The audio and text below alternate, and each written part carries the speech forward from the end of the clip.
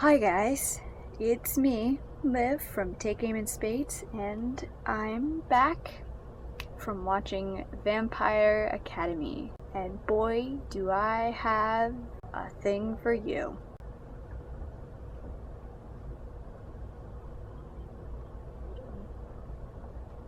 Due to this movie, it's required a drink from me.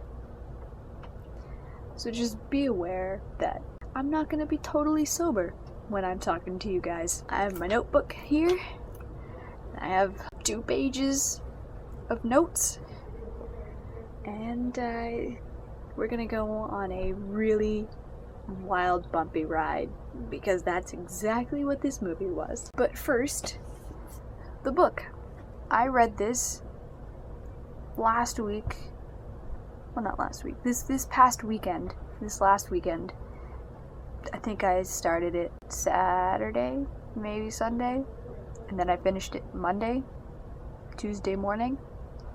Anyways, I read it real quick. I liked it. I enjoyed it. Quick review on it. Yeah, I enjoyed it. The characters were okay. I didn't necessarily fall in love with Rose. I thought her strength was her weakness. Like, she was a very strong character, but her brawn made her not use her brain in situations where I think she should have, and it kind of got on my nerves. Lissa's character I didn't really enjoy. Her character was really, really, really weak, and then when she tried to be strong, it fell flat for me. So basically, I liked the book, except for like the main 2 characters, and at the end of it, it answered all of the questions. It didn't feel like it was part of a series. It answered all of my questions, and there was no big question left to go on to the next novel, which I have bought. I bought it today. So yeah, basically what I'm saying about this book is if it was being published today, like the first book came out last year and the next book is coming out in May, I probably wouldn't pick up the next book because this first one felt like a complete story. So that was that. The book, 4 out of 5. I enjoyed it. It was good, although very complete. I don't know what the next book has in store for me because it was a complete novel. Anyways, moving on to all of this. Spoiler alert, this is gonna have spoilers. So I went to see the movie today, and I was thoroughly let down. Now, I'm usually one who tries not to expect really high for any kind of book adaptation because more often than not, I'm always let down. Doesn't matter what book adaptation it is. I never get what I'm expecting, and I don't even think I have that high expectations anymore because I've learned to put them just so far down. But I was let down with this one. I was so let down, and my bar was at its lowest, and that's saying something. So, I guess going into the breakdown of my usual star rating, the characters. I didn't feel for anyone. I didn't care about any of them. They didn't make me root for anybody. Like, the way they were brought on screen didn't make me care. I mean, I cared about Mason, as I did in the book. I cared a lot about Mason, but he was literally the only one that I cared about. Everyone was just jokes of what their characters were in the book, and they were all very good characters in the book, and it worked for them.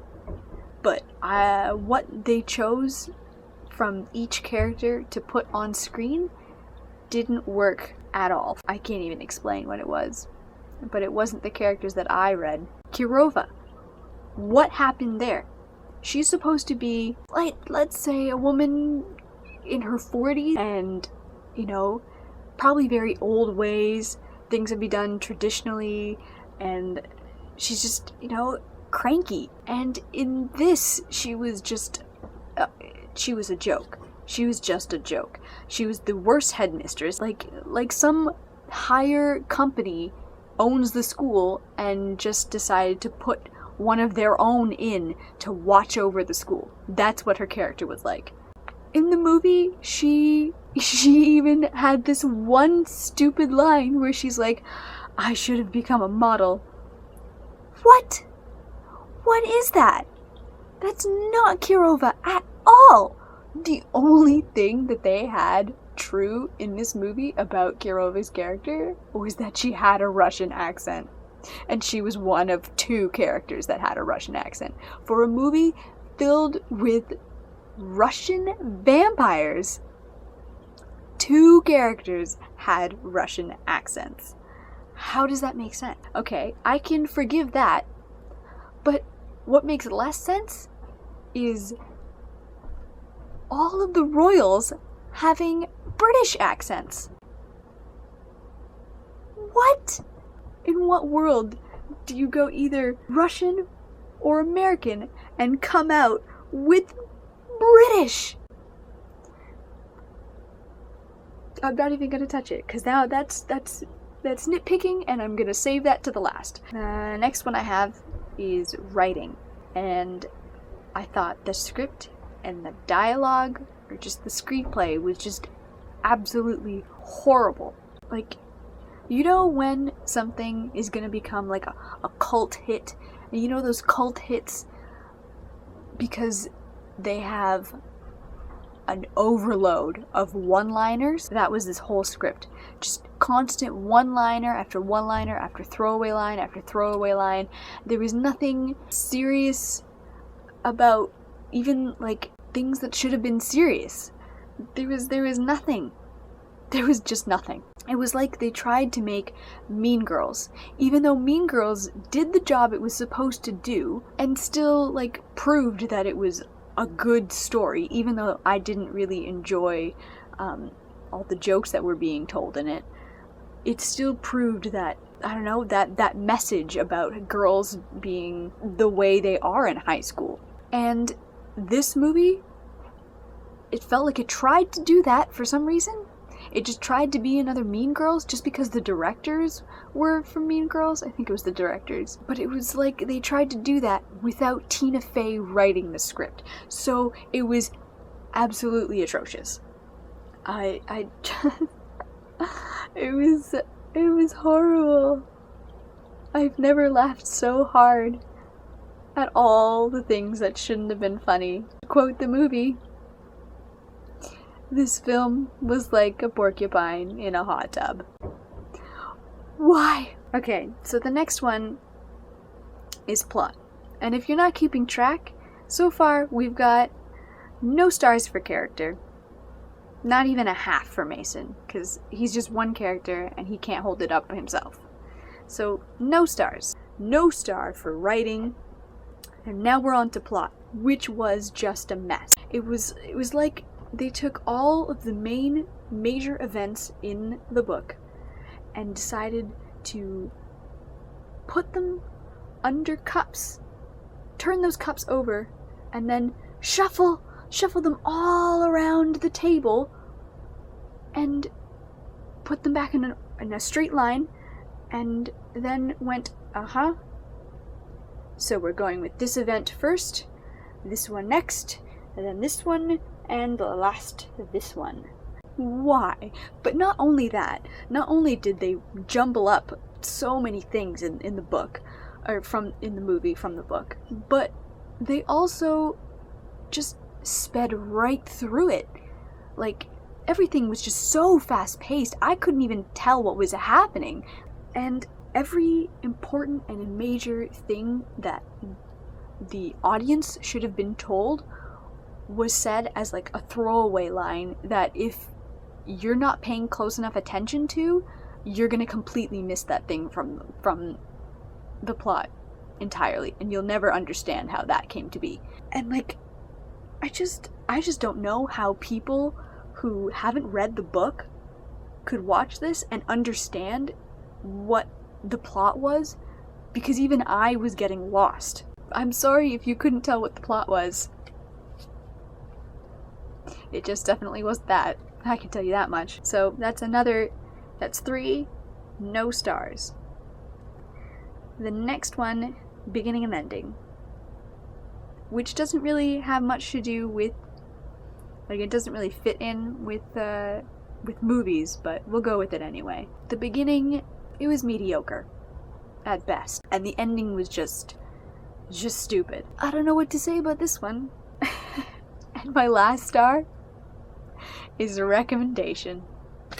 And I don't know if you can see that, but that said nope, and then it had a laugh. So that's the full review. Now into the nitpicking part. Now, I said before that I'm one of those people that I really set my bar low, but at the same time, I end up getting what I definitely didn't expect anyway. And I always somehow manage to hope for the best and get let down. Well, when it comes to book to movie adaptations, my expectation and what I think that they should follow is, I don't know, just throwing this idea out there now, is that you go through the book, you take out the major plot events that happen, the major things that lead up to the climax, the major things that happen so the climax can happen.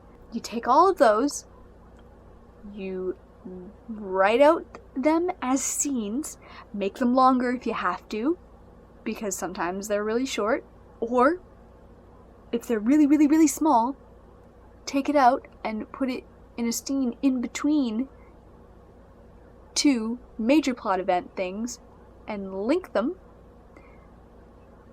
and just keep the order of the major events. And then once you're done that, and you have a scene, nothing in the middle, a scene, nothing in the middle, and a scene, then you fill the middle bits with whatever you think is best. How could you go wrong if you do the movie like that? How could you go wrong if you just keep the order of things? I don't think you could go wrong. I don't think you could go that wrong. Or, here's another novel idea. Find a panel or a focus group of fans of the book, give them your script, and ask them to read it, and ask them what they think about it. Or, ask them what they think needs to be included in the film before you write the script. Okay, so that wasn't nitpicking, but here's some real nitpicking.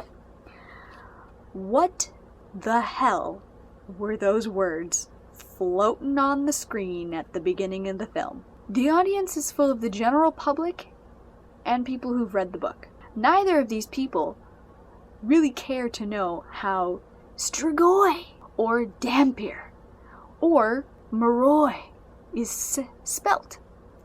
Nobody cares. The general public certainly doesn't care, because they've never seen this before, and they've never been introduced to it, and this is you introducing them, but either way, they just don't care. And the fans know it already, so you don't need to do it. The Queen Tatiana, she called Lissa up onto the stage and publicly bashed her, which I think is really improper for a queen to do, which is why it made sense to have the Queen's little ball and have her talk to her while greeting her and the rest of the royals. It was so improper for that to happen. That's not what a queen would do. Also with Lissa, I feel like the depth of her character was just completely removed. She was just like there was air to her character. Just that was Lissa. They got rid of her depression, and that was like the one thing that really made her solid. And instead of her depression and of her cutting herself, what they had in place was that, oh, well, her powers did it. Which also, speaking of the powers, apparently she just could do all of them. She wasn't supposed to be able to do any of them. Alright, with Rose. I swear this is one of my last 2 nitpicking things. With Rose. I get that her character is sarcastic and funny in the book, and she's all about the zingers, and it made me laugh in the book, and it worked for the book. But movies, it doesn't work for. It didn't. It just didn't work. Half of the lines that she said that were supposed to be funny just could have really been cut out because they weren't necessary. And they weren't funny. They didn't get me chuckling, and half my theater definitely wasn't. Getting really, really, really nitpicky here now. The attic didn't look like an attic. What I pictured in my head was dusty, deserted, a single chair, not a lush den. They had the nerve to make fun of Twilight when their movies were definitely worse than any of the Twilight films. Definitely worse. That really just... Not only did it make me laugh at the fact that they were trying, but it also annoyed me that they were trying. Just... So, that was my review. A big old no stars for Vampire Academy's film, but 4 stars for the book. Sad, sad day. Alright, bye guys.